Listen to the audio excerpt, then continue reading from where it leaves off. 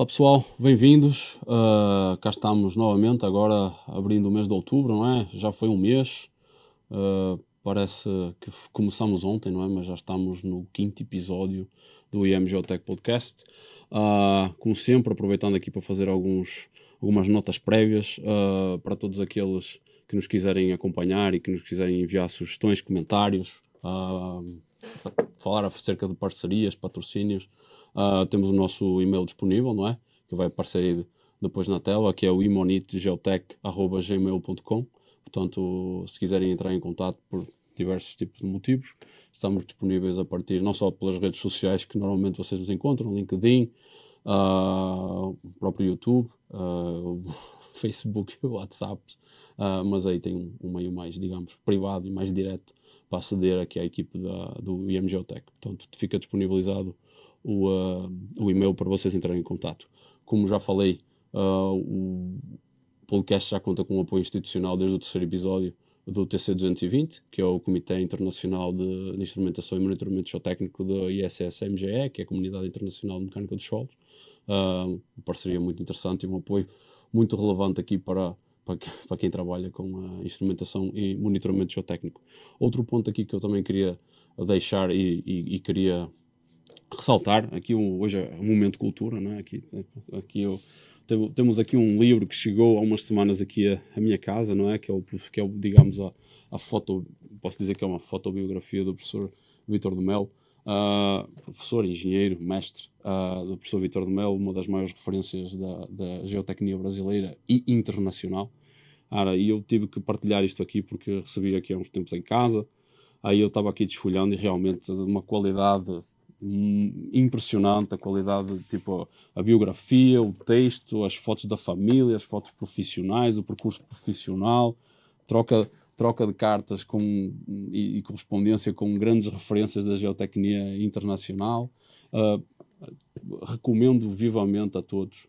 A BMS está a entregar gratuitamente aos seus associados, não é? Mas para quem tiver possibilidade, não sei se depois vai estar à venda, para quem não é associado, faça-se associado, faça-se a publicidade, porque isto é um livro absolutamente essencial e dada toda a experiência, as pessoas falam, mas qual é a relação direta com a instrumentação toda? Porque se ele foi uma grande referência da geotecnia, obviamente que ele teve que lidar com métodos observacionais, instrumentação, em praticamente todos os seus projetos. Portanto, acho que, para além da gente ter aqui trabalhamos dedicados à instrumentação e monitoramento geotécnico, estamos inseridos no mundo da geotecnia, portanto eu acho que vale a pena destacar esta autobiografia que está, fotobiografia do professor Vítor de Melo. Portanto fica aqui a recomendação e acho que para as notas preliminares do nosso episódio é isso aqui e vamos passar para o nosso convidado.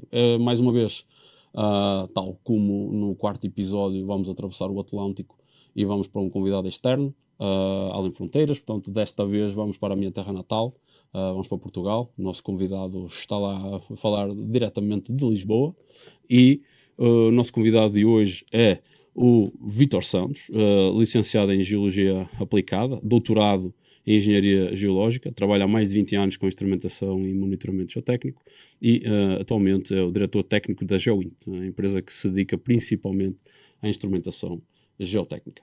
Muito bem-vindo, Vítor, muito obrigado por ter aceito o nosso convite e a primeira pergunta, já antes de você até se introduzir, já deixo para você se introduzir e para nos contar a história de onde tudo começou.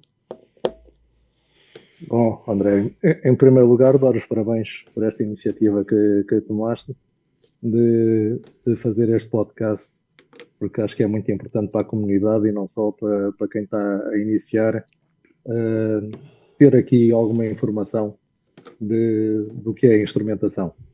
E com estes vídeos que já passaram anteriormente, acho que já podem ter uma boa ideia daquilo que é a instrumentação.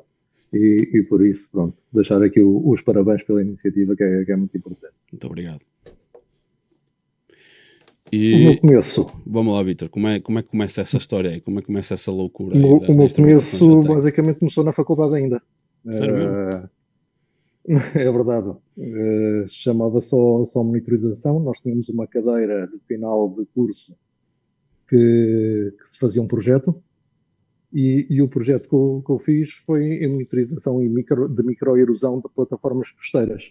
Com o Uhum. professor César Andrade, que se dedica à geologia costeira, Uhum. e então havia uns sistemas, havia uma série de plataformas de abrasão, e começou aí. Depois, já com o curso terminado e com essa cadeira feita, o professor fez-me o convite para continuar associado ao projeto. Tive à volta de mais um ano ainda nesse projeto. E depois mudei um bocadinho. Deixei a parte da geologia mais pura, Uhum. ainda numa altura em que estava a pensar seguir a carreira de investigador, e surgiu uma oportunidade de entrar numa empresa privada. Uhum. Certo. Isto, Era, estamos a falar de era, 1900 e? estamos a falar de 2000 mesmo. 2000? Ah, 2000. Já são 20 anos, mas é 20 anos curtinhos. É que eu esqueço, já, a gente já está em 23, a gente já está na década de 20 do É século verdade, XXI. é Pô, verdade. pô. Então você, então digamos que tudo começou na faculdade, não é? Engraçado, não é? Você é das Bem, primeiras, eu acho que certamente das primeiras pessoas aqui do podcast que assume que começou na faculdade. O que me surpreende e que é bom, não é? Mas é raro. Ah, não, mas era um bocadinho diferente, porque aquilo era a monitorização das plataformas, e isso assim é um bocadinho diferente da instrumentação que a gente faz hoje em dia ligada à geotecnia, uhum, não tinha muito a ver. Tanto que quando me candidatei a essa empresa, que surgiu essa oportunidade, tinha uma vaga, uhum, eu perguntei o que é que vou aqui fazer na entrevista. E eles disseram, vem para a instrumentação. E eu, o que é isso? Porque no outro lado falava de monitorizações e isso assim, uhum, e então é que me disseram que ia para a instrumentação. A empresa era a CG, era uma referência e ainda está a elaborar cá em Portugal, mas foi uhum, das empresas pioneiras a introduzir uhum, a instrumentação cá em Portugal. E por lá passou muita gente ao longo dos anos, que era quase quem entrava nesta parte da geologia de engenharia, uhum, geotecnia, era quase referência sair da faculdade e passar por lá, nem que fossem uns meses, para uhum. receber ainda mais formação. Eles faziam, de facto, um grande bem para a comunidade. Ainda muita gente que anda aí no setor em Portugal passaram todos no início da carreira por lá. Então, para além de ser uma empresa dedicada a isso, acaba a ser uma escola de formação, né? Era. Entretanto, mudaram um bocadinho o sentido e o curso que tinham, mas Uhum, naquela altura era muito, muito assim. uhum. Eram das poucas empresas que faziam instrumentação em Portugal. Então, E entrei para essa empresa por 3 meses. Eh, oh, Só que ou fiz alguma coisa bem, fiquei lá 12 anos. Ou alguma coisa aconteceu. aí você foi ficando, então. Como a gente diz em Portugal, Eh, vamos indo e vamos vendo. E aí foram apresentar mais um projeto e mais um projeto, e aí se passaram 12 anos.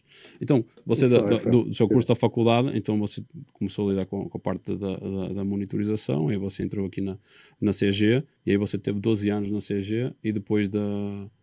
E como é que foi a sua experiência na CG? A CG estava principalmente. A CG fazia um trabalho muito diversificado. Uhum, Por isso, para a formação era excelente, porque tínhamos um leque muito abrangente. Portanto, fazíamos um estudo geológico, como tá. fazíamos acompanhamento de obra, como fazíamos instrumentação. Eu estive sempre ligado principalmente às escavações de túneis, Oh, e nas escavações de túneis a instrumentação é fundamental. fundamental. Né? Inicialmente nos túneis do metro de Lisboa, na linha amarela ainda, que Uhum, agora já precisa quase de remodelação, mas ainda foi aí, os túneis de telheiras e isso assim. uhum, E depois fui acompanhando escavações de túneis hidráulicos, principalmente ao longo dos anos por aí fora. E Estou. aí, pronto, Uhum, sempre com a instrumentação associada, com vários tipos de equipamentos, uhum. a fazer análise mesmo na frente de obra, a acompanhar bem de perto as evoluções das coisas. Então você também fazia ATO, não é? Você ficava ali na frente de escavação fazendo o acompanhamento, não é? Para além da monitorização que Sim, você trabalhava, também você fazia ATO. fazia o ATO. Fazia também, sim. O E durante muitos anos foi assim. Então, mas, por exemplo, isso que você falou de ser uma empresa multidisciplinar, e eu acho que isso aí também teve um grande contributo para você, não é? O facto de você lidar com diferentes aspectos diferentes da instrumentação, mas que complementavam a instrumentação, não é? E primeiro você também já tem um background de geólogo, não é? De geologia. Mas para além disso, você lida com projeto, lida com instrumentação, lida com sondagem, lida com o ATO que você acompanha, portanto isso é algo que as pessoas eu acho que nem valorizam, não têm ideia do valor, eu acho que é intangível disso aí, não é? Porque você tem um entendimento do contexto muito mais apurado do que somente lidar com a instrumentação em si, certo? Certo. Principalmente na parte das deformações do terreno e dos vários tipos de terreno, também tive a sorte de acompanhar túneis e escavações profundas em todos os tipos de rocha, praticamente, em rochas sedimentares, em rochas metamórficas, em rochas ígneas, ainda dei um saltinho à madeira para as rochas vulcânicas, cada um com o seu comportamento particular de deformação e de mecanismos de ruptura. Um caso que passei é que os mecanismos de ruptura nas rochas não têm nada a ver com os solos. Os solos geralmente formam suavemente. Ao longo do tempo, houve uma situação pela qual passei em rocha muito interessante, que num túnel estávamos a fazer um túnel de restituição que ia entrar por baixo da central, a 400 metros de profundidade. Com contenções, já tinha fenómeno, já se começava a ver alguns fenómenos de rock bursting e isso assim, por isso a rocha deformava. E a central estava escavada e o túnel da restituição ia entrar por baixo. E aí estávamos a controlar convergências por métodos topográficos e começámos a ver uma pequena deformação, isto uma sexta-feira. O topógrafo fazia as leituras, era um indivíduo de grande precisão, e sexta-feira à tarde, estas coisas acontecem sempre ao fim de semana, Natal ou Carnaval. Também já me aconteceu um túnel à sexta-feira, sábado, portanto, mas continuo. E então, a seguir ao almoço, ele chega ao pé de mim e diz: isto está-me a dar as leituras todas mal. Já fiz uma leitura de manhã, já fiz uma leitura à tarde e isto está-me a dar tudo mal. Eu coloco os dados e começo a ver que, na verdade, já quinta-feira se notava uma pequena diferençazinha. E pronto, e nestas coisas, os procedimentos depois de confirmado, avisa a toda a gente, não é? Informação retida não serve para nada, é um princípio básico da instrumentação. Exatamente. E à sexta-feira à tarde toca bater as portas todas. Atenção que a gente tem aqui umas deformações. E aí o que é que aconteceu? E assim que fazia as leituras, por acaso ficava lá ao fim de semana, sábado voltou a fazer uma leitura, mandou logo os dados e confirmava-se. Segunda-feira de manhã estávamos a ter uma reunião de toda a gente, dono de obra, fiscalização, construtor, toda a gente, a saber o que é que se havia de fazer. E como aquilo era a ligação à central, assim como assim ia ser escavado, resolveu-se deixar andar, vedar toda a zona em cima e em baixo e ir-se acompanhando. E aí deu bem para ver a velocidade de ruptura de uma rocha, porque chegou quarta-feira e aquilo caiu. Então estamos a falar geralmente. Estamos a falar de algo que começou a ser visto na quinta-feira anterior, aí sexta-feira vocês deram um aviso, aí segunda tiveram a reunião para ver o que é que vamos fazer, mas isto estava a ser continuamente acompanhado pela equipa de instrumentação e na quarta-feira acabou tendo a ruptura, certo? Estava, mas aí geralmente nós em condições habituais não conseguimos acompanhar a ruptura, sim, desde que as coisas corram mal. Exato, aqui neste caso, correndo bem, conseguiu-se acompanhar a ruptura e foi muito interessante ver Porque estas coisas da instrumentação são Sim. muito giras, a gente acha mais interessantes quando as coisas começam a deformar, que é quando o resto do pessoal não gosta. Então, o dono de obra não gosta tanto disso, né? Instrumentação. É verdade. Fascínio técnico, a gente gosta de ver a curva mexer, não é? Mas depois a consequência disso é outra história. Mas enfim. Então, mas você estava falando assim, tipo, eu acho também aqui um ponto a realçar que você acabou de falar e que é importante para todos. A mecânica do show, como eu acho que é óbvio para muita gente que não está a assistir, mas às vezes vale a pena reforçar, a mecânica dos solos e a mecânica das rochas são coisas distintas, não é? Portanto, é importante referir isso, não é? Os comportamentos, a forma como. Até a forma como a gente monitora, não é? E até as formas de ruptura que nós vemos nos solos e nas rochas são distintos, não é? Portanto, é A importante. atenção e o acompanhamento tem que ser feito numa situação e noutra, é muito relevante. E para Exato. isso precisamos de saber qual é o comportamento do terreno. Por Exatamente. isso, a instrumentação não pode estar isolada do resto Isso. da disciplina que é a geotecnia. Exato.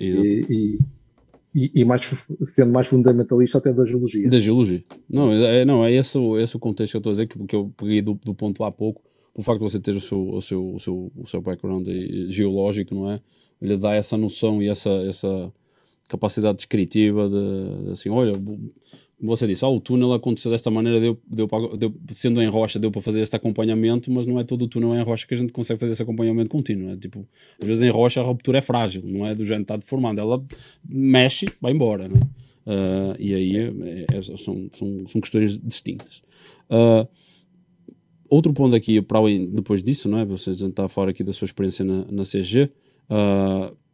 Você tinha falado, teve experiência também na Madeira, não é? Eu acho que estou até curioso. Na Madeira, Madeira eu acredito que seja o local em Portugal com mais túneis por metro quadrado, quilómetro quadrado, na realidade. A Madeira podia ter uma escola para o resto do mundo. Infelizmente aproveitou-se muito pouco a informação que lá estava. Estive lá apenas 2 anos. Os túneis onde tive também tinha acompanhamento de instrumentação. Uhum. Mas aí estamos a falar de um comportamento também de terreno completamente diferente. Aquilo em termos gerais, existem as esquadras basálticas, os tufos e as brechas, cada um deles com o seu comportamento, mas não sei se por razões do terreno nunca ter sido carregado superiormente, ou por causa do estado de tensão ser ligeiro, as deformações são muito poucas. E mesmo quando os tufos principalmente se deformam, aquilo caem umas placazinhas umas atrás das outras. Tem desplacamento. Lá tem, mas é uma coisa muito suave comparada com outros comportamentos de outros túneis onde estive no continente. Interessante. Ou seja, uma situação muito mais favorável em termos de deformações. Curioso. Não, é interessante porque curiosidade minha, eu nunca estive na Madeira, mas sempre que eu vou num congresso de geotecnia e tem pessoas com mais experiência e rodagem, aí sempre falo assim, não, eu trabalhei nos túneis da Madeira, a Madeira é uma verdadeira escola de túneis. Você não é a primeira pessoa que fala que a Madeira, as experiências que se tiver na Madeira são uma verdadeira escola, não é? Eu estava aqui curioso, por isso é que eu comentei pelo facto de você ter tido essa experiência lá também, não é? Portanto, eu acho que vale a pena mencionar isso. Para aqueles que nos estão a assistir, público brasileiro que não sabe, Portugal tem tem 2 arquipélagos, ainda a parte continental, tem os arquipélagos da Madeira e dos Açores. Nós temos aquela típica saída de rádio, somos a 9 horas em Portugal continental, menos 1 hora nos Açores. Nós sempre temos esse comentário nas rádios. Sempre temos isso aí. Portanto, para vocês entenderem, quem não sabe onde é a Madeira, vale muito a pena. Eu nunca fui lá, mas fazendo aqui um pouco de publicidade aqui ao país. Quem tiver a oportunidade de visitar a Madeira e os Açores, fica a recomendação, porque são ótimos locais turísticos para além obviamente, do país, a parte continental. Mas voltando aqui à parte geotécnica, então a gente estava a falar aqui da sua experiência na CG de 12 anos, e depois desses 12 anos, o que é que se seguiu? Depois desses 12 anos, era suposto ter ido para 9 meses para a Geoárea, para acompanhar um túnel descarregador de uma barragem. Um órgão de segurança, para aumentar a segurança da barragem. Em Portugal? Essa barragem era em Portugal? Também em Portugal, era na zona do Gerês. Tá. Só que a obra correu tão bem que tive lá 4 anos. Mas também era só para acompanhar a parte da escavação. E quando lá cheguei, acabei por acompanhar também a instrumentação que não estava prevista inicialmente. E foi muito interessante também, um projeto muito interessante, porque para além do túnel tinha uma ensecadeira, porque não se baixou a barragem para se fazer o órgão de descarga. Foi feita uma ensecadeira, foi tudo escavado por dentro, numas condições também de granitos, com blocos e com saibros pelo meio, aquilo levou tudo de tratamento. Fez no interior uma escavação à volta de 30 metros, com a água a 30 metros de altura do lado de fora, numa estrutura provisória, também muito interessante de acompanhar. E notava-se a água a subir na ensecadeira, as deformações a acontecerem, e havia sempre aquela célebre pergunta: até onde é que isto aguenta? Mas pronto, ia-se acompanhando, ia-se vendo o que é que se estabilizava. Nesse projeto, também uma coisa muito interessante é como o túnel de descarga passava a 30 metros da barragem, uma barragem de meados do século passado. Foi toda controlada as vibrações com sismógrafos. Então vocês fizeram um acompanhamento também com sismógrafos. E que outro tipo de instrumentação é que foi feito nessa obra, por exemplo, e que vocês trabalharam? Você se recorda? Quer dizer, a barragem tinha a sua instrumentação habitual, medidores de caudal, os fios de prumo, extensómetros, toda essa instrumentação que já é habitual de barragem. Isso aí era verificado a seguir a cada utilização de explosivos pelo dono de obra, ia lá verificar, e isso era independente de nós. Nós controlávamos as vibrações, inicialmente. Também uma coisa que às vezes não se faz inicialmente, antes de começar a obra, foram feitos ensaios de explosivos, ver qual era a carga instantânea e que vibrações é que ela gerava. Interessante. Para aí se fazer uma regressão ou uma extrapolação, em alguns casos foi mais extrapolação, e para saber o que é que ia vibrar na barragem para não se ultrapassar os limites, que eram mais rígidos do que a norma portuguesa. Mas vocês tinham um campo, então vocês tiveram uma espécie de campo experimental em que vocês deram esse fogo, não é? Esse explosivo, e depois vocês fizeram a verificação da propagação de onda, vibrações resultantes.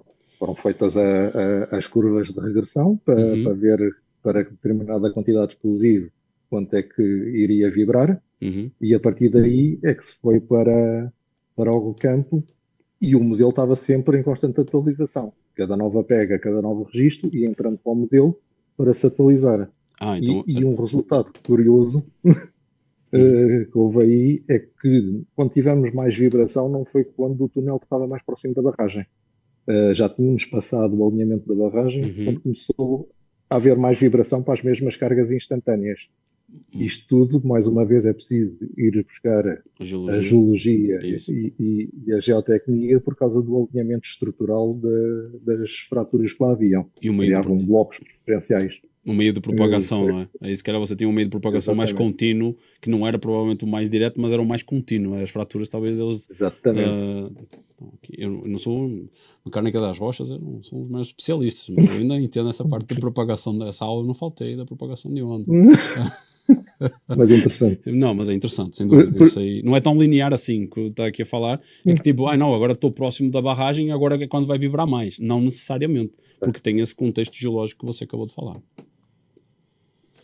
Por isso, isto aqui acaba por ser um acumular de experiências, e às tantas estão 20 anos passados. Então, é isso que eu vou falar. Então, 12 anos na CG, daí você teoricamente ia 9 meses lá para passear para o Gerês, mas a gente fala passear para o Gerês, pessoal que está ouvindo, mais uma parte turística. O Gerês é uma das regiões mais bonitas do norte do país e um parque natural muito bonito de ser visitado. Mas o Vitor foi lá para trabalhar, não foi para passear no Gerês.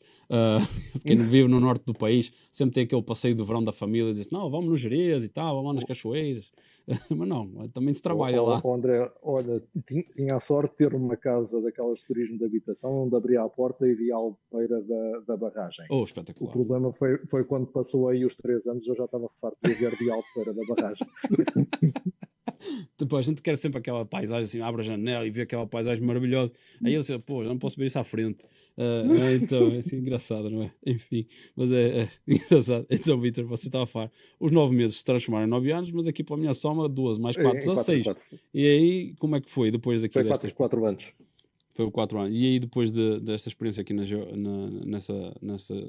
projeto aqui E no Jerez? depois dessa altura, achei que já estava há muito tempo a passear de um lado para o outro. Andei sempre cá para Portugal, Uhum, mas muito pelo norte do país, nos acompanhamentos hidroelétricos, e aquele salto também na Madeira, isso assim. uhum, E então resolvi que era mais a altura de me fixar mais perto de Lisboa. uhum, Nessa altura surgiu como a GeoArea tinha sido a primeira obra onde tinha feito também acompanhamento de instrumentação, uhum, porque era uma valência que eles não tinham.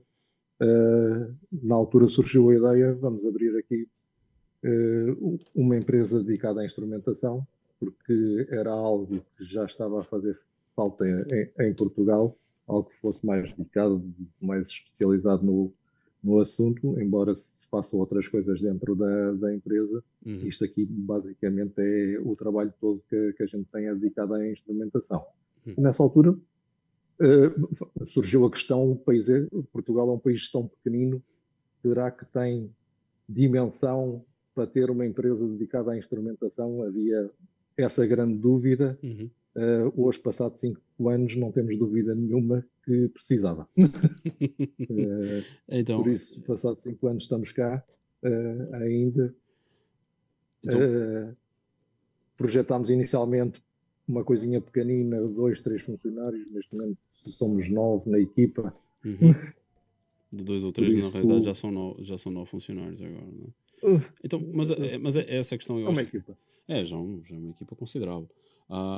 É que a gente também tem que de ver a questão da escala do país, não é? Tipo, eu acho que para quem nos está a ouvir, não é? Que eu sei que parte da audiência aqui é brasileira, não é? Para as pessoas terem ideia, elas já devem ter ideia que Portugal tem uma dimensão pequena relativamente ao Brasil. Portugal tem 10 a 11 milhões de habitantes, não é? Só o estado de São Paulo são 40 milhões, portanto é quase 4 vezes Portugal. É Só a outra cidade coisa. de São Paulo são 10 milhões, portanto é um Portugal que está enfiado em São Paulo. Aqui no Brasil é normal ter diversas, por necessidades de mercado e dimensão, diversas empresas exclusivamente dedicadas à instrumentação geotécnica, algo que não é comum em Portugal. Que eu saiba, historicamente, as empresas de instrumentação geotécnica acabavam sendo braços de empresas de geotecnia, não é? Acabava sendo tipo, a empresa de geotecnia acabava tendo, fazia os seus trabalhos de geotecnia, paredes moldadas, as estacas e tudo mais, e havia ali uma divisão de instrumentação geotécnica. Havia um braço que fazia essa instrumentação. As próprias empreiteiras geotécnicas tinham um braço de instrumentação geotécnica que acabava fazendo, não havia uma parte específica, não é? Portanto, o que o Vitor está a contar é tipo, essa questão de será que o mercado comporta, será que o mercado português necessita? Está, a resposta foi dada 5 anos depois, a equipa cresceu e agora acho que também vocês estão a pegar esta parte deste boom, entre aspas, de infraestrutura agora que Portugal tem recentemente, não é? Vai ter a alta velocidade, se Deus quiser, temos o metro do Porto em andamento, temos o metro de Lisboa em andamento, temos plano de drenagem da cidade de Lisboa, que eu também acredito que esteja em andamento. Como é que você vê, assim, tipo, dessa experiência agora destes 5 anos, como é que você vê o crescimento, como é que você vê o futuro? O crescimento tem sido excelente na parte da instrumentação. Agora sabemos que isto em Portugal funciona muito por ciclos e temos que nos preparar e dimensionar corretamente para isso e com essa consciência. Isso. Hoje temos este boom, aliás, o boom não é de hoje, o boom é de há 4 anos atrás, praticamente, Uhum. que começou a crescer. Uhum. E estava sempre à espera, quando há 4 anos começou isto a aumentar imenso, as obras, também a parte ligada à instrumentação, mas a construção civil no geral e a grande construção civil, Uhum. e sempre se achou, pronto, isto são 2 anos por aí, e a seguir vamos ter outra vez problemas financeiros, como já tivemos há uns tempos atrás, e vem a Troika outra vez, e temos os problemas dos empréstimos Sim. e essas coisas. Por isso, quem está cá em Portugal, quem anda no mercado português, tem que ter a noção disso, que isto são ciclos e tem que se Exatamente. preparar e dimensionar para isso. Exatamente. Por isso é fazer um bocadinho como a formiga, tentar amealhar e trabalhar quando há, para depois nos prepararmos, Para quando porque sabemos que vai haver uma fase Exatamente. que menos boa. Isso aí Ah, é certo. adoro. adoro esta cautela portuguesa, esta costela lusitana que a gente tem, do género assim, vai, mas cuidado, olha que eu não sei, tá? Tipo, aqui no Brasil tem muito mais ousadia nesse aspecto, e aí às vezes o pessoal que sai gastando e depois pensa como pagar. Em Portugal ainda tem ainda bem que tem, não é? Porque a gente já árduas custas, a gente sabe o que é viver em profundas crises económicas e o que é que isso acarreta, não é? Portanto, e no contexto que vemos hoje, alta de juros e inflação, não podemos brincar com isso, não é? E Sim, toda daqui a uns anos vai. então, Daqui a uns anos, não. Se calhar mais 6 meses, um ano, vai então, ter é, repercussões, não é? exatamente, a gente tem que ter eu acho que essa é o tipo de cautela que deve ter. Mas, falando aqui deste boom, o que é que você, por exemplo, deste boom que a gente tem, que você tem tido este mais procura de instrumentação, mas eu entendo que essa instrumentação que tem mais procura, ela continua sendo a instrumentação de sempre. Não sei se tem tanta procura por automatizada, ou estou enganado. Principalmente é a instrumentação mais tradicional. Mais tradicional porque é aquilo que o pessoal está habituado, é Uhum, aquilo que já confia porque já teve alguém que aplicou ou já aplicou noutra obra uhum, e vê ainda com alguma desconfiança uhum, as inovações. E essa aí é uma das questões. Depois também se assiste ao crescimento de pequenas empresas de projeto uhum, que não estão habituadas tanto às obras que necessitam de instrumentação, as escavações profundas, isso assim. Hoje, nos grandes centros urbanos, é necessário construir sempre para baixo para garantir estacionamentos e isso assim. certo, E os pequenos gabinetes estão menos familiarizados com isso. Por claro. isso, quase que as obras que me deixam mais descansado são as grandes obras, porque os gabinetes de projetos já estão habituados à instrumentação, à Uhum, gestão de riscos, porque podemos pôr a instrumentação dentro da gestão de riscos de um projeto. claro. E esses já estão habituados, depois as obras são acompanhadas por técnicos já especializados, faz parte do caderno de encargo. Uhum, Agora, quando se está a remodelar as cidades antigas, em que se vai construir três cabos ao lado de edifícios centenários, onde o projeto e aquilo que nos chega são a instrumentação é para definir em fase de obra, assusta-me um bocadinho mais, entendi. porque aí entra também, como em todo o lado, a parte económica ou financeira. E quando uma obra já está garantida e dizem que tem que fazer instrumentação, às vezes há um bocadinho de desconhecimento Uhum, do que é, da valorização que isso tem. Não foi valorizado numa fase inicial, claro. por isso, na fase de construção, vão querer gastar o mínimo possível. Impossível. E, quer dizer, por um fissurómetro é estar a fazer instrumentação e motorização. Se é bem feita, se calhar quase diria que não, a menos que a gente lá tenha uma fissura e precise lá do fissurómetro. Agora, Exatamente. acompanhamento, isto para não dizer quando não é o fissurómetro é o taco de gesso, não é? Não, exato. Que, Exato. Não, mas isso aí vai de encontro com outra pergunta que eu tenho, que eu sempre faço aqui. Por exemplo, você está a falar de pequenos gabinetes de projeto que não estão tão preparados, mas isso entra naquele aspecto da falta de capacitação do mercado. A gente sempre bate aqui nesta tecla, não é questão de ser repetitivo, mas eu também falo isto porque não é só no Brasil que tem falta de capacitação. Outros países também têm, Portugal também tem isso. Mas você não acha que essa falta de conhecimento também é por causa da falta de disponibilidade de cursos, de transmissão de conhecimento e de pessoas que estão começando até agora, não é? Mais jovens, que não tiveram esse contato com a instrumentação geotécnica e a sua importância? eu diria que era fundamental, mas quer dizer, estou no setor, a instrumentação é fundamental, mas pelo menos haver uma cadeia do pessoal de engenharia geológica, Sim, o pessoal de geotecnia, engenheiros civis e mesmo na arquitetura não fazia mal nenhum ter uma cadeira dedicada a isso. Porque exato. o que existe hoje em dia é, dentro de uma das cadeiras se fala em instrumentação. Isto é o mais habitual. E, por isso há pessoas que já ouviram falar daquilo que é a instrumentação. Agora era preciso um bocadinho mais, não digo saberem fazer um plano de instrumentação Claro, de cima a baixo, mas pelo menos terem ouvido falar nele e dos vários tipos de equipamentos e das necessidades e da resposta que eles têm, porque exatamente. falta isso muito, pelo menos aqui, que é o conhecimento daquilo que a instrumentação dá.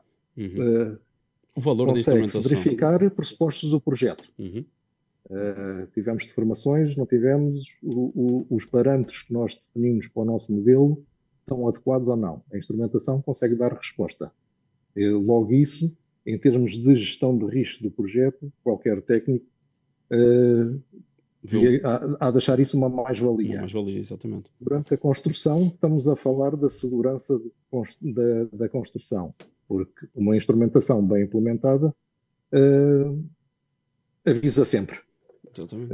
Bem implementada, avisa sempre. Pode ser muito rápido, como aquele caso que eu falei há pouco, uma semana as coisas evoluem muito, muito rápido, principalmente nas estruturas. Tivemos a instrumentação estrutural de edifícios, de infraestruturas, de estruturas rígidas. A evolução é muito rápida, em solos será um pouco mais lento, mas avisa sempre.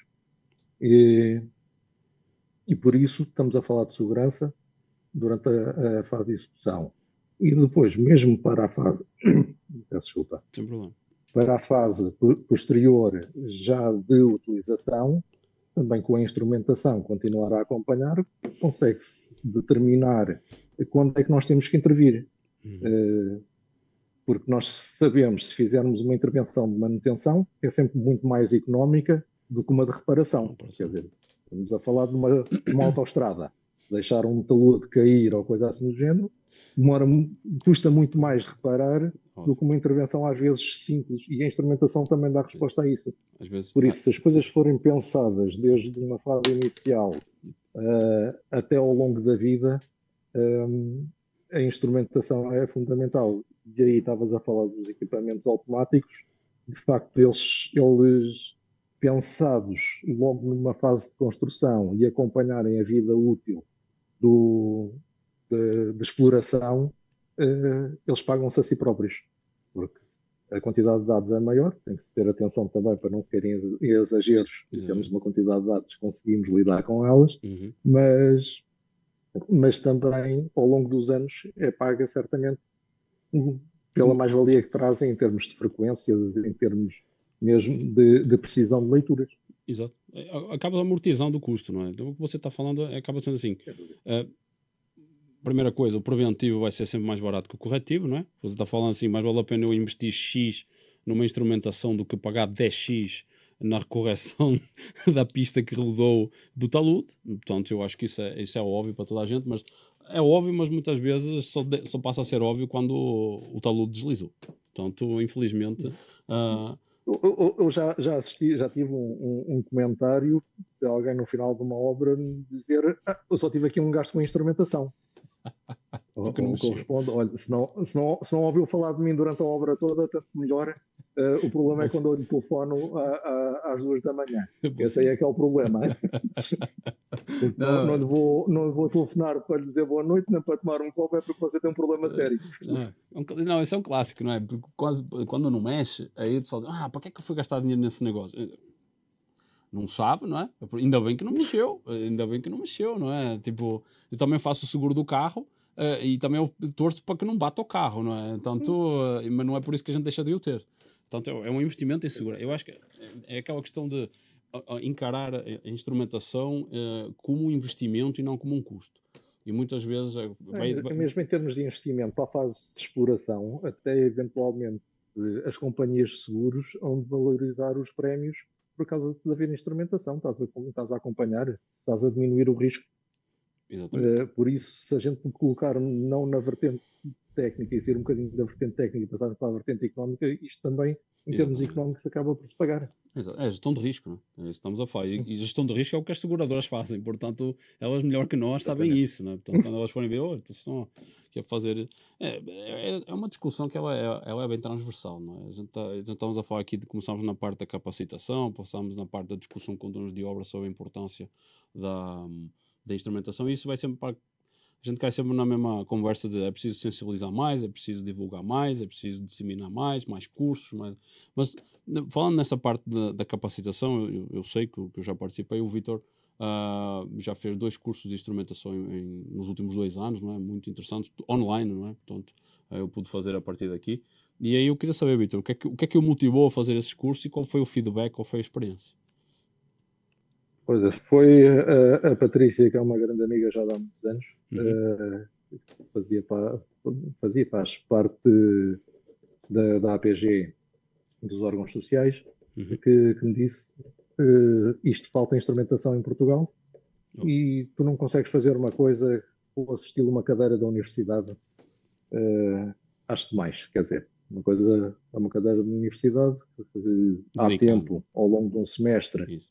para, para processar a informação e trabalhá-la isso assim, mas um curso mais pequeno, e acho que nos temos que virar para o mercado, e o curso procura um bocadinho ser amplo, porque temos tanto pessoas que nunca ouviram falar de instrumentação e vêm falar de instrumentação e é preciso dar os conceitos básicos Uhum, da instrumentação e depois tentar ir um bocadinho mais a quem já está dentro do setor e mostrar os novos equipamentos, as coisas automáticas que andam sempre a sair novas coisas. Eu mesmo sou surpreendido de tempos a tempos com novos equipamentos, novas metodologias não tanto, mas saem novos equipamentos uhum, um, que, pronto, é preciso pensar nelas, saber como é que funcionam, uhum, para se conseguir depois tentar implementar isso no mercado e ser uma solução.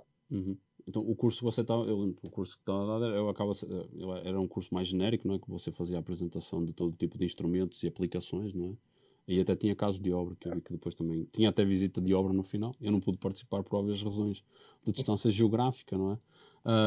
Apesar de eu conhecer os projetos que o Sim, Vítor foi apresentar, questões profissionais. E depois a gente também tem aqui umas fotos que depois a gente vai divulgar. Mas você sentiu que. ah, qual foi o feedback que você sentiu? Sentiu aquele tipo de feedback assim, nossa, porque é que não tem mais disso? Ou, que chatice de instrumentação. Qual foi o feedback que você teve?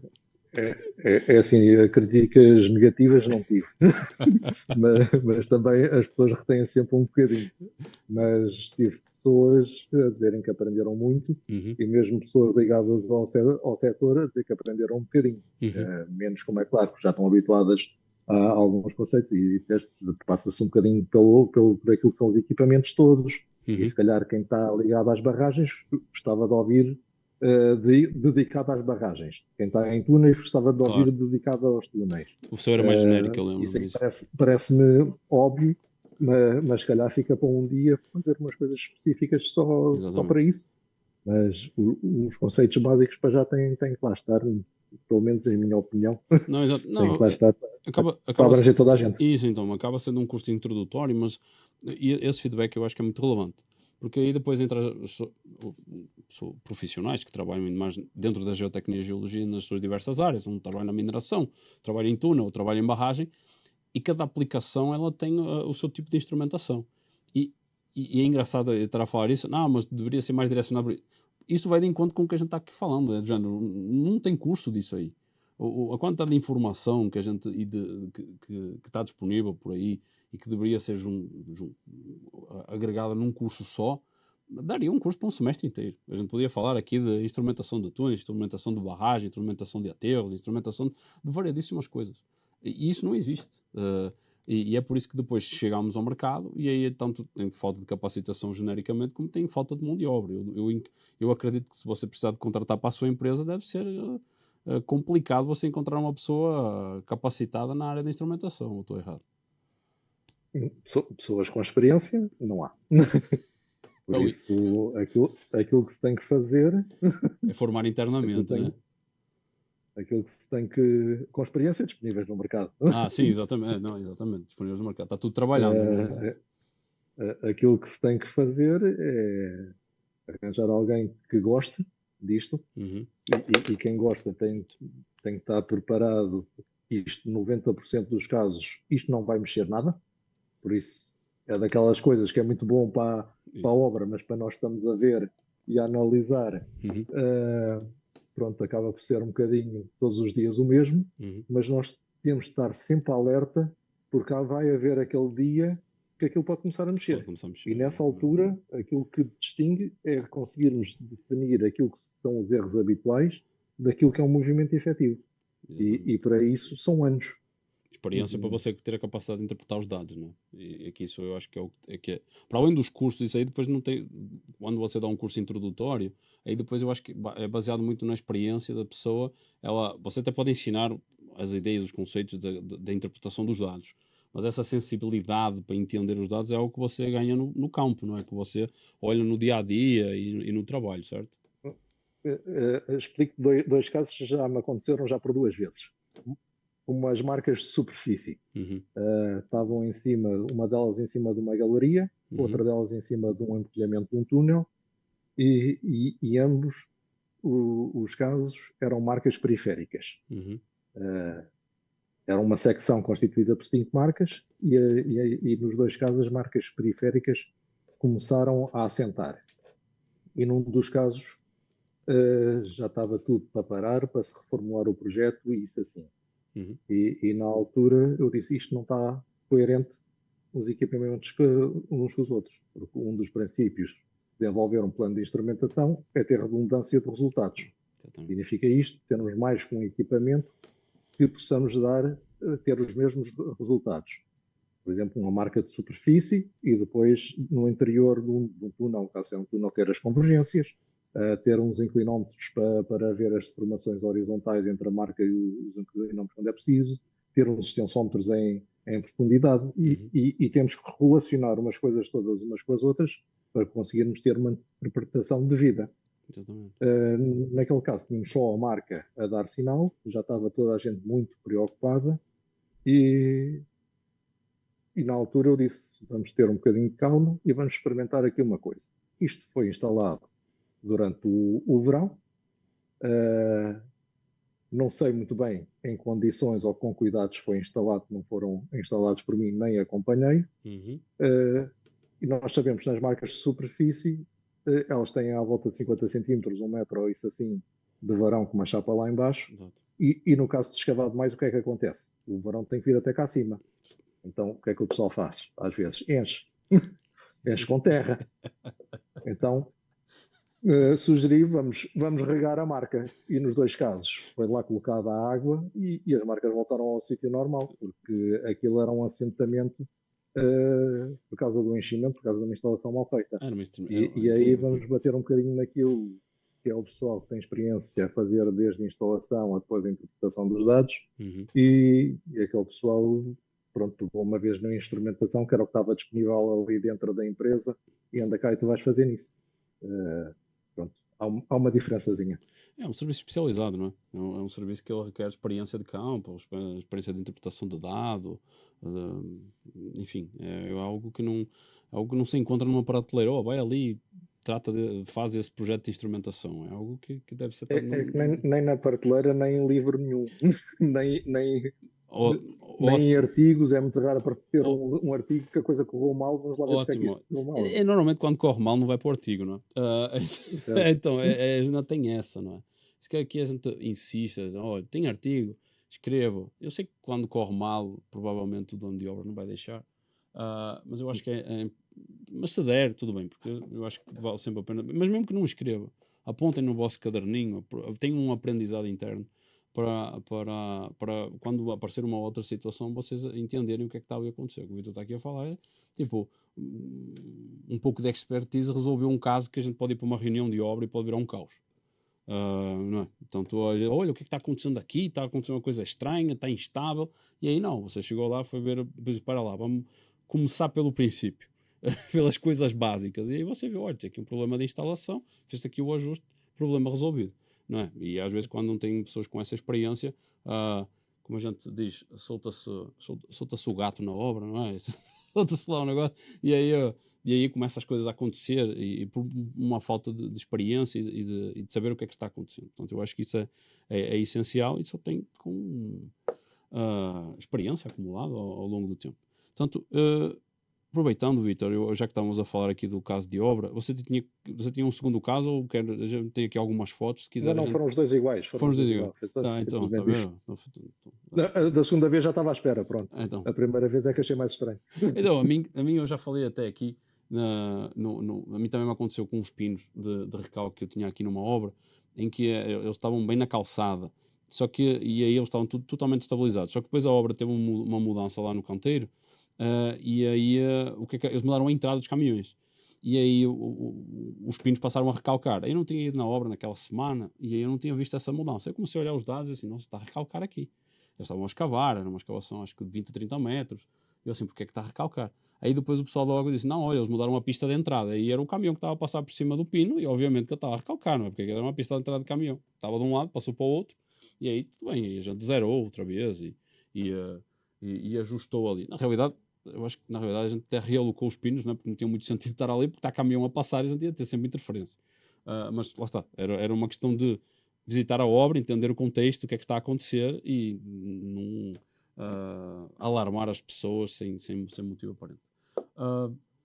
Então, vamos lá então nas fotos, Vítor. A primeira foto que eu estou vendo aqui na tela é na minha cidade natal, estou vendo a Ponte Dom Luís I aqui longe. Nos fala um pouco aqui, eu acho que sei o que é esta estrutura, não é? Que eu já fui visitar turisticamente. Mas se quiser falar aqui desta Essa primeira foto. fotografia eu mandei para vocês, foi o marco histórico da GeoInt, desse projeto agora, que foi a primeira obra que nós acompanhamos. Esse é o Museu do Vinho, o World of Wine, em Gaia. Foi uma obra icónica, com alguns desafios em termos de instrumentação. Nós tivemos apenas uma pequena participação nas deformações, na monitorização das deformações horizontais e na sua análise, mas de toda maneira uma obra muito interessante de entrada neste novo projeto. Então, pelo que eu estou a entender aqui pela foto, teve que se aproveitar todas as fachadas, não é? Porque as fachadas aqui como a gente diz aqui no Brasil, é tombado, não é? Património histórico. Portanto, não pode ser derrubado. Isto aqui... E aí vocês tiveram que fazer a obra e fazer esta contenção de fachada e provavelmente vocês estavam a controlar se as fachadas estavam a movimentar ou não, certo? Certo, isso aí era tudo monitorizado topograficamente. Se calhar hoje já se propunha outro tipo de equipamentos para isso, mas de toda a maneira correu muito bem. Muito bem. Todas as fundações ficaram em suspenso, em microestacas dos armazéns, para serem todos aproveitados para integrar na arquitetura atual. Ainda se pode lá ver. E visitar. Eu digo aqui que turisticamente, por acaso hoje este episódio está extremamente turístico. Já falamos de Madeira, já falamos de Gerês e agora estamos a falar da muito nobre e invicta cidade do Porto. De Dom Pedro IV nosso, Dom Pedro I do Brasil. Um momento histórico. Aí, portanto, vamos passar aí para a próxima foto. E aqui estamos a ver o quê, Vítor? Estamos a ver aqui aqui estamos a ver um farol. O farol. Um molho de entrada num porto. O que é que vocês estão a monitorar aqui? Aquele farol tem aproximadamente 9 anos. Isto porque aquele que lá estava anteriormente foi levado pelas ondas. Por isso, uma situação bastante complicada, de um mar agitado aqui na costa portuguesa, com um fenómeno de fluidez das areias. E aí o desafio foi instrumentar isso. Ali que façam das areias, você está falando? Tem. Foi instrumentar à frente do molho, lá está, ou seja, por trás daquele farol, dentro d'água, instrumentar o próprio molho. O desafio foi ir fazer instalações num mar agitado à frente. Foi preciso virem mergulhadores profissionais para lá pôr sensores de pressão. A ideia era monitorizar até aos 4 metros de profundidade nas areias, arranjar uma metodologia para enfiar para lá os sensores, não pode ser uma sonda normal. Aquilo, para se conseguir fazer ali a furação, tinha que vir uma daquelas plataformas do petróleo. À entrada do porto era impensável de pôr, por isso foi um grande desafio. Foram com mergulhadores profissionais, foram lá instalar aquilo com um método de pressão de água, e com pressão de água ia-se pondo os sensores atrás, que era para também não arrebentar com os filtros do sensor. Foi um desafio muito, muito interessante. E depois, já dentro do molho, furar o próprio molho, porque são blocos enormes, em movimento, com a ondulação, com as marés. Foi um desafio muito, muito interessante. E isso aí ficou tudo automatizado, com leituras a cada segundo. Foi um data logger especial também. Não sei se queres publicidade, mas só havia uma marca que tinha isso. Pode falar sem medo, não tem problema. Só havia uma marca disponível no mercado que conseguia fazer leituras de equipamentos de corda vibrante a todos os segundos, ou seja, a corda está sempre a ser excitada para dar resultado. E pronto, conseguiu-se colocar isso tudo a instrumentar até o inverno seguinte, que tenho fotografias das ondas que não se vê o farol. Não, é extremamente interessante. Aquilo, os cabos foram todos rebentados. Eles estavam enterrados. Mas a areia saiu, houve pedras a rolar por cima dos cabos e na primavera seguinte foi-se lá corrigir isso tudo. E durou até o inverno seguinte. Por isso, realmente, basicamente aquilo que interessava monitorizar seriam as grandes tempestades. Apanhamos o início delas. Incrível, realmente. Por isso conseguiu-se lá instalar. Em termos de resultados, nem sempre as coisas correm bem. É o contexto que a gente lida, não é? A gente também instala a instrumentação com a melhor intenção possível, não é? Mas também de acordo com o contexto a gente consegue ter os dados que é possível ter. É o que é, não é? Como a gente fala. É o que é, não é? Não tem milagre, não é? Se hoje, com este conhecimento todos, já podíamos arranjar outras soluções. Exato, com certeza que sim. Mas na altura, com aquilo que era sabido, pronto, era trazer as coisas por cabos e isso assim.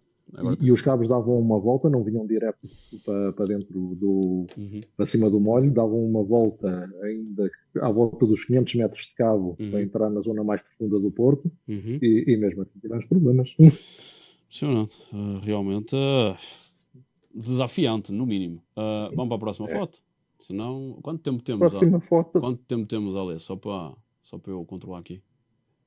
Ixi, mais 4? Ih, Vitor, a conversa vai embora. Vai 5 minutos. Muito rapidamente. Isto é uma obra linear com inclinómetros horizontais, inclinómetros verticais e extensómetros. Os extensómetros magnéticos é daquilo que mais me assusta instalar, não nestas condições ou nas condições de uma barragem, mas, por exemplo, quando um aterro já está feito, em que temos que colocar as coisas lá para dentro com uniões extensíveis. Os aranhas, não é? Aqueles aranhas. Às vezes propondo soluções com tubo corrugado que já está provado aí que funciona, mas aqui ainda muito pouco aceito.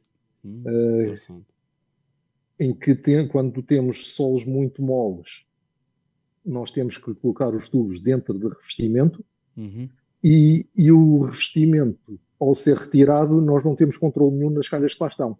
Por isso aquilo pode ser fechado e é preciso puxar pela imaginação como é que a gente vai prender aquilo sem ser preso demais para depois se movimentar com o terreno. Exatamente. Mais um desafio. E podemos passar já para a próxima. Passa para a próxima. Está aqui na cidade, não é? Não. Qual é a próxima aqui? Eu estou a ver aqui uma pequena retro aqui com... Sim, isso aí é daquelas obras que é a recuperação urbana, ou seja, das que mais me assustam, porque temos as estradas na mesma com movimento, temos as casas habitacionais que as pessoas continuam lá a viver e isto aqui tem que ser um controle permanente. Isto nem sempre acontece, nem sempre tão familiarizados que é necessário um acompanhamento constante destas situações, porque a envolvente é de grande risco. Temos pessoas, temos estradas, temos vias de comunicação, por isso, esta aqui só para exemplificar que muitos dos trabalhos que temos são nestas situações. É preciso acompanhar a par e passo e com muito cuidado. Parece simples, não é? Mas... são obras pequenas, consideradas pequenas, mas pronto, com muitos desafios, por causa do envolvente de risco que tem. Exatamente. Próxima foto. Opa, esta aqui tem história. Esta aqui é uma grande escavação no centro de Lisboa, com prédios, com vias de comunicação à volta, também uma envolvente de risco, uma escavação muito profunda e que foi totalmente automatizada. desde os inclinómetros, células de carga, tiltmeters, isso assim, e todo o equipamento que foi colocado em obra foi todo automatizado para um acompanhamento de pormenor, dado a envolvente de risco que tem. Ou seja, aqui um bom exemplo da aplicação da instrumentação e do acompanhamento que pode ser feito. Podemos dizer se isto tem os seus custos. Exato. Em termos financeiros, sim, mas em termos de descanso, também. Exatamente. Apesar disto ser tudo automatizado, é necessário ter alguém na mesma que olhe para os dados Claro. e que os compile e que os interligue uns com os outros para que a análise seja o mais correta possível. Por isso, a automatização também tem não é problema, porque é de fácil resolução, mas pode estar a debitar dados e não podemos estar só à espera que surja um alerta ou isso assim de uma plataforma automática. Exatamente. É necessário na mesma ter o seu acompanhamento ao longo do tempo. Exato. Eu lembro que esta aqui foi do primeiro curso, foi inclusive a visitar a obra que você fez, certo? No primeiro curso que você foi a primeira visita à obra. Vamos para a próxima foto. Se aquela foto era do primeiro curso, este aqui foi do segundo curso. Do segundo curso, eu não consegui visitar esse também. Podíamos ter esperado um bocadinho. Me dou outra forma. Esta aqui era uma situação que já estava totalmente construída, já tinha os equipamentos instalados, onde fomos só chamados para automatizar alguns dos equipamentos. Existe muito a ideia que isso não é possível. Sim, é possível também. Ou seja, em equipamentos já instalados, as cargas dos inclinómetros já existam. Células de carga, se forem elétricas ou de corda vibrante, os alvos substituídos por tiltmeters, tudo isso é possível recuperar e ter um sistema automático para um acompanhamento de maior precisão ao longo do tempo. Vamos para a próxima. As duas próximas são interligadas e não as consegui pôr juntas, dadas as minhas limitações de colocar fotografias.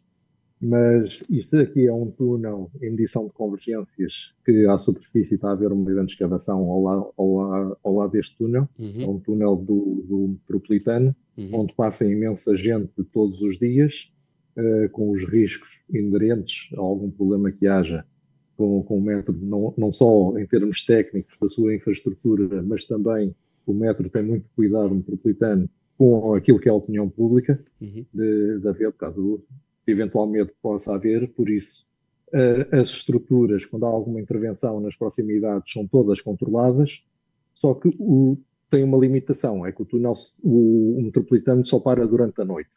Então, para se fazer monitorização, só se consegue fazer depois do túnel parar a partir das 2 da manhã. É 2 da manhã, é das 2 às 4h30. Ou das 2 às 5. Daqui das 2 às 5. Das 2 às 5. Aqui é da 1 às 4h30. Em São Paulo. E a partir daí começam a passar as primeiras carruagens de verificação, se está tudo bem nas linhas, isso assim. E isto aqui também se resolve de uma maneira muito simples, que já estamos em fase de experimentar, e agora pedi à próxima foto. Qual é a próxima foto? Essa aí. Tá. Isto aqui é só um exemplo daquilo que pode ser implementado, está em fase de experimentação, mas é um tiltmeter com distanciômetro que pode pôr nas paredes, na abóbada ou isso assim. Obviamente que outras soluções existem, até eventualmente mais precisas. Estou-me a lembrar do sistema do SAA, mete nos inclinómetros, que se pode pôr na periferia de um túnel, aí obriga a outro tipo de instalação. Mas este aqui, uma instalação muito rápida, e fica-se com os tiltmeters com distanciômetros, que se controla as convergências. E aí já se consegue controlar durante o dia inteiro. E pode-se colocar aquilo de 5 em 5 minutos, de hora a hora. Ou seja, é uma inovação que temos que caminhar para lá. Fica muito mais fácil, porque evita tanta visita à obra, tem a questão das restrições, tens aquela janela de acesso. Aí você também tem, para além disso tudo, você tem as interferências, porque tem a infraestrutura do próprio túnel, elétrica, comunicação, em que você não tem que andar a lançar tubo e outros cabos, não é? Portanto, fica mais prático esse tipo de instalações wireless, não é? Que hoje existem no mercado, e são muito mais práticas e resolvem uma série de problemas, não é? Mas, como você falou, é importante olhar os dados com um senso crítico, não é? Não é só colocar aqui e dizer assim, isto vai resolver todos os meus problemas. Não, isto é uma ferramenta que me vai ajudar a identificar, controlar, gerir um eventual problema. Ele não vai resolver o problema em si. Portanto, eu acho que é algo que é importante citar. Temos mais alguma foto?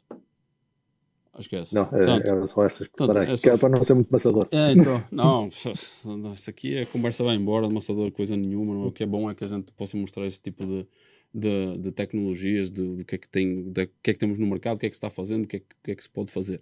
Portanto, para não se alongar mais, não é? A conversa vai embora. Vamos para as nossas considerações finais. Vítor, a gente falou aqui da história, da sua experiência e tudo mais, mas como é que você vê o futuro aí? Novas tecnologias, como é que você acha para onde vai o mercado português? As suas considerações finais para a gente depois encerrar aqui, senão a gente vai para aqueles podcasts de 2 horas. O que é que você acha? O que é que o futuro nos reserva na sua perspectiva? O futuro imediato vai continuar a ser um bocadinho daquilo que é hoje, que é ainda muita monitorização baseada na topografia, por já ser conhecida, por estar muito implementada e muito enraizada, mas cada vez mais se assiste a donos de obra, projetistas, a apostar na instrumentação automática. Elimina os erros, tem frequência de leituras muito superiores, coloca numa plataforma para um aviso inicial de alertas automáticos, por isso cada vez mais se tem assistido ao longo dos anos a virar um bocadinho para estes sistemas automáticos. Por isso acho que cada vez mais o crescente também de valorização da mão de obra, e isso assim cada vez se vai apostar mais nisso. E acho com bons resultados, desde que, conforme dizes, a análise continua a ser cuidada e acompanhada por um ser humano, ao fim e ao cabo, não deixar isto tudo na mão de uns alertas automáticos dos computadores. Porque o melhor instrumento continua sendo o cérebro humano, salvo algumas exceções. A questão não, tem uma pessoa que diz assim, porque o melhor instrumento ainda é o cérebro humano. Portanto, eu continuo tendo esperanças nisso. Apesar do que a gente vê no mundo atual, mas enfim, isso é outro comentário fora da área da geotecnia. Portanto, Vítor, eu teria muito mais coisas para lhe perguntar, muito mais conversa, poderia falar de muito mais projetos, mas enfim, vai ter que ficar para uma parte 2, certamente, não é? A gente vai chamá-lo novamente aqui para a gente trocar mais uma ideia acerca da instrumentação geotécnica. Queria agradecer imenso a sua participação, o seu aceite praticamente de prontidão quando eu lhe mandei mensagem para participar, não é? Você foi das primeiras pessoas que eu mandei mensagem e que você também falou logo que era uma grande ideia, não é? Portanto, e eu fiquei muito contente, não é? Porque eu acho muito bom partilhar experiências daquilo que se faz em Portugal, qual é a carreira, o percurso das pessoas que trabalham na área de instrumentação, seja em Portugal, seja no Brasil, e esse intercâmbio, não é? Pelo facto de também fazer aqui, nós temos uma audiência significativa a partir do Brasil para as pessoas entenderem aqui o que é que se faz em Portugal e vice-versa, não é? Quem está em Portugal verificar que tipo de projetos faz aqui, qual é a abordagem, quais são os problemas, e a gente consegue ver quais são os desafios em ambos os países, não é? Independentemente do sotaque, porque a língua é a mesma. Mas queria agradecer-lhe imenso pela sua participação, Vítor, e que certamente a gente se vai cruzar por aí e você vai ter outro convite, certamente. Eu espero. Portanto, agradeço imenso. André, eu é que agradeço esta oportunidade. Como falaste, isto de facto uma hora passou, foi um instante. Quando se começa a falar, não me calo mais. Não, é o que eu estou falando. Eu sempre falo assim, se vocês quiserem patrocinar, patrocinem, porque se patrocinarem eu consigo levar para 2 horas, senão não vai, é 1 hora, o pessoal da diretoria está aqui buzinando, vamos embora. É porque o taxímetro está contando, bicho. Assim que funciona. Desculpa interromper o Vítor, vai. Não tem problema. E mais uma vez, parabéns por esta iniciativa, que acho que merece a pena e fazia falta. Boa continuação e boa sorte com este desafio. Muito obrigado, Vítor, pela sua colaboração. Eu acho que estamos nos nossos finalmente aqui. Mensagem de costume, sigam o canal, compartilhem, apertem o sininho, subscrevam. A mensagem que eu tenho aqui para vocês é: subscrevam mesmo, vai ajudar muito a levar o canal para a frente. Nós neste momento estamos com cerca de 200 inscritos, mas eu sei que nós temos mais de 600 pessoas que individualmente têm visto o canal.